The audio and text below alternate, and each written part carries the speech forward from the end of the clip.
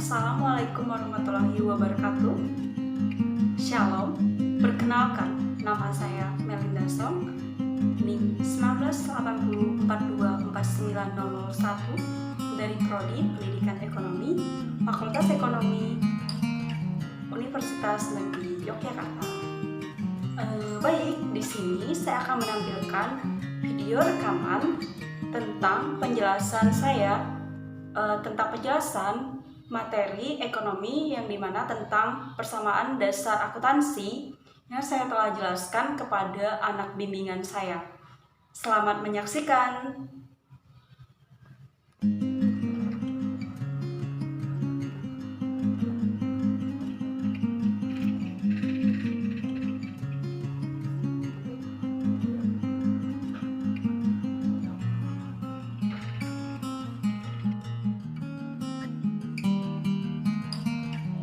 Halo, selamat sore.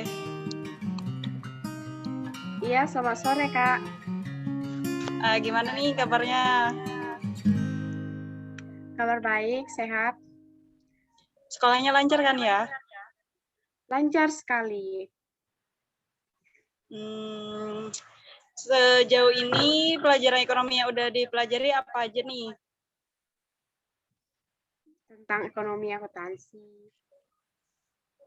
Ada yang nggak dipahami nggak? Ada. Yang pertama yang saya tidak paham itu persamaan dasar akuntansi. Terus apa lagi? Perbedaan aset dan kewajiban. Ada cuman dua itu saja yang saya mau tanya. Ya, sejauh ini. Iya. Oke. Kakak jelasin ya, sebentar.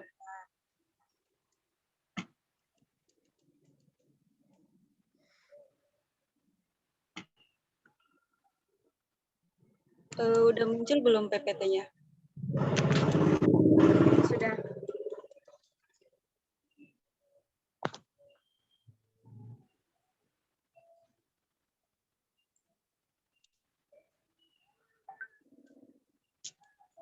Kok layarnya gelap ya?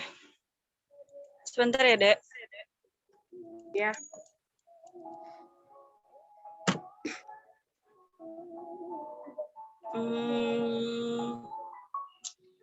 Jadi persamaan dasar akuntansi itu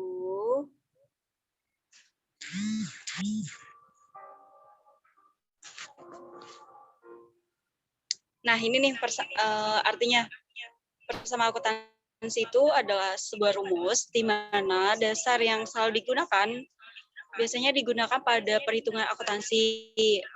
Artinya tuh konsep umum ini dijadikan alat untuk menyelesaikan masalah akuntansi. Seperti itu. Ya, paham. Kalau perbedaan aset dan kewajiban itu, kewajiban itu merupakan suatu yang harus banget wajib dibayar. Nah, sedangkan kalau aset itu merupakan harta kita seperti kas, gedung, kendaraan. Nah, kalau kewajiban itu kan kayak utang yang bisa dilakukan jangka pendek maupun jangka panjang. Terus nih di sini nih ada beberapa unsur persamaan dasar akuntansi nih. Yang pertama itu ada aset. Aset itu merupakan sumber daya perusahaan yang dimana didapatkan dari peristiwa di masa lalu dan yang akan datang. Nah itu merupakan aset ya.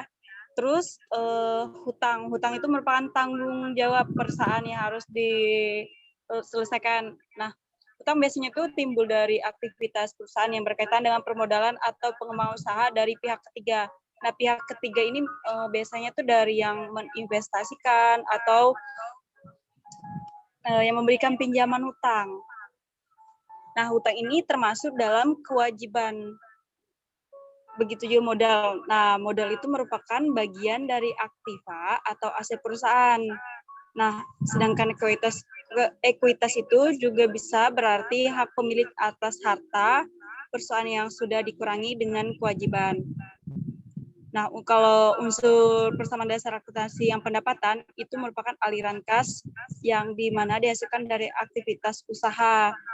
Revenue bisa menyebabkan peningkatan atau penurunan aktivitas sebuah perusahaan. Nah, sedangkan beban itu merupakan penggunaan aktiva yang menyebabkan arus kas keluar, di mana pengurangan harta gitu loh.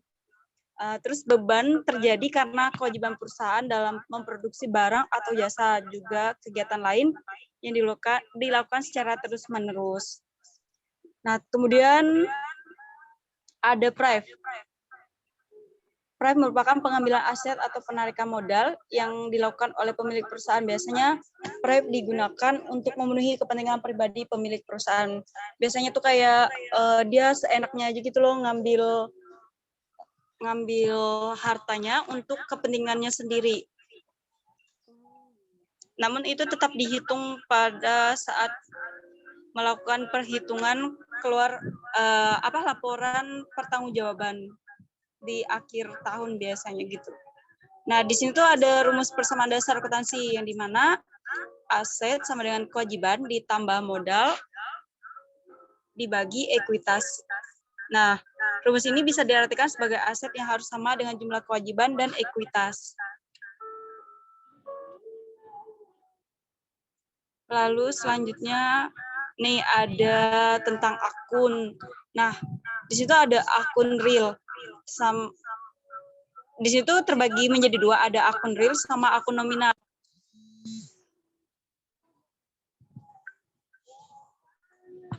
Cek suara aku masih masuk ya, Dek?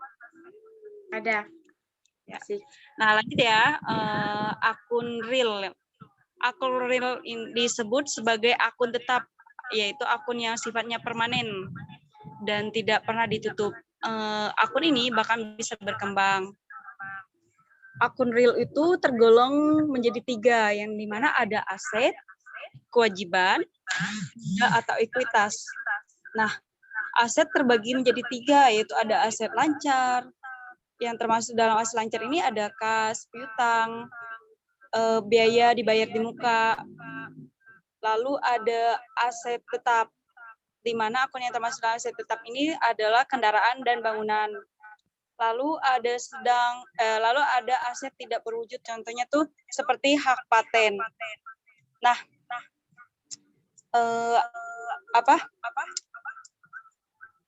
aset tetap ini, contoh aset tetap itu kenapa yang termasuk kendaraan dan bangunan, itu biasanya tetap dihitung tapi tetap ada penyusutannya tiap tahun. Lalu kewajiban. Nah, bentuk dari akun kewajiban ini adalah hutang jangka pendek seperti gaji karyawan dan pajak. Sedangkan hutang yang jangka panjang itu biasanya berbentuk surat atau surat hutang atau obligasi. Lalu ada modal atau ekuitas. Yang termasuk dalam ekuitas itu adalah modal, penarikan tunai, pendapatan, dan beban. Sejauh ini ada yang masih ingin ditanyai? Tidak, Kak, sudah paham. Ya, bagus. Lalu ada akun nominal ya. Nah, akun nominal itu adalah akun yang sifatnya sementara atau hanya berlaku pada periode tertentu. Akun nominal ini terbagi menjadi 2, ada pendapatan usaha sama beban. Akun pendapatan usaha itu terdiri dari 2 jenis. Yang pertama adalah pendapatan yang berhubungan langsung dengan kegiatan usaha yang bersifatnya sementara. Misalnya pendapatan bunga. Nah, selanjutnya ada pendapatan tidak langsung berhubungan dengan kegiatan usaha, contohnya saja pendapatan sewa. Jadi dia tuh hasil pendapatannya itu dari sewa-sewa kayak gitu. Nah, lalu ada beban. Nah, akun beban ini akun yang menciptakan kewajiban dari menggunakan aset perusahaan dalam kegiatan yang dilakukan oleh perusahaan. Contohnya tuh beban gaji, beban sewa, beban bunga, dan lain-lainnya.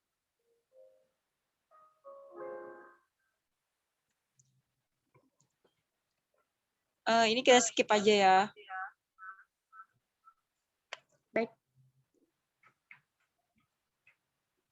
Atau video tadi mau ditonton? Tidak, Kak.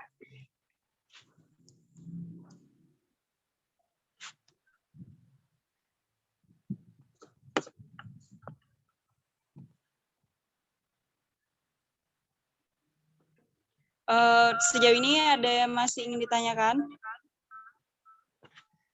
Tidak, sudah cukup, Kak. Sudah mengerti. Oke, pandai. Semangat ya sekolahnya. Ya, Kak. Terima kasih. Oke.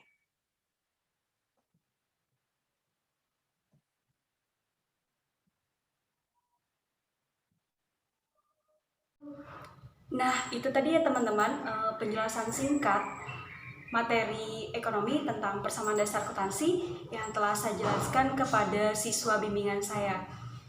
Terima kasih telah menyaksikan videonya. Semoga bermanfaat bagi teman-teman semua. See you next time.